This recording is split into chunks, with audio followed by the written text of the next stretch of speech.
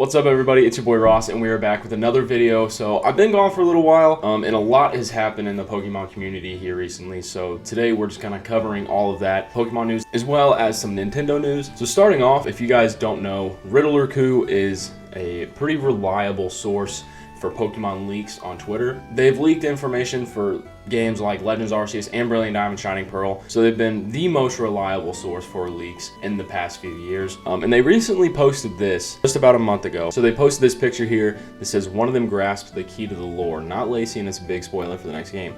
So a lot of people have kind of been wondering who it is. There's been a lot of speculation on that. So literally the next day, Riddlerku posted, "What's on your wish list? Place your bets," and they listed Let's Go Unova, Pokemon Legends Kyurem, Black and White 3, and Paradox Unova. Pokemon Legends Kyurem was the overwhelming majority of votes, with it having 58. Let's Go Unova only having 6.9%. I have to agree with, I would not want that. Black and White 3, so at the time I did vote for Legends Kyurem. The more I actually think about what I want from a new visit to Unova, I think Black and White 3 would be my bet, but Legend Kyurem would obviously be such a fun game. But then here we come to Soul Silver Art on Twitter. They posted this July 14th. So about 12 days after that original tweet, Soul Silver Art posted this, so potential huge spoilers. Okay, I think we have cracked Ku's riddle on one of those Indigo Disc characters being a big spoiler for the games. After Ku's Iris Drayden hint, plus his previous Gen 5 poll, plus the Gen 5 past future themes that we see in Opalute City, called Time's Dividing Line in Japanese, the city where past and future intertwine, and that we see in the Black City White Forest, I think it's nearly impossible to deny what's coming next year, and that the whole plot may revolve around these characters and their connection to the Ultimate Dragon lore.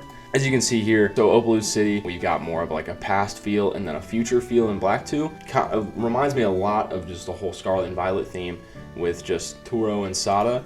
And then of course we've got right here with Opalute City in Black 2, it says a convenient city of rapid change showing no traces of the past. And then in White 2 it says a city that respects history and values old things. Once again, kind of showing that past and present vibe. So a lot of people think that we were talking about this character right here, with the white hair in the middle, being connected to Drayden somehow. And then of course we have Black City White Forest. So all of those things right now are kind of just pointing at a return to Unova in some way. I am hoping for Black and White 3. That is my biggest wish of all time, would be to have a Black and White 3. Honestly, I never thought it even possible. I figured maybe a Legends type game or a Let's Go type game. With all the leaks recently and the more talk there is, the more hope I kind of have. So let me know in the comments below what you would rather see. If you'd rather see a Unova game in Legends style or in Black and White 3, or if you're into Let's Go, that's cool too. Let me know in the comments below. Just yesterday, as of recording, Riddlerku posted this, just 19th. That's all it says, and it's got a lot of people thinking. The first thing I saw about it was a 19th type, and with Riddlerku having his name Mageku right now, possibly a new magic type for Pokemon. I don't know how they would make that work. I think it would kind of be like Psychic at that point. I don't really know what they could do with a magic type.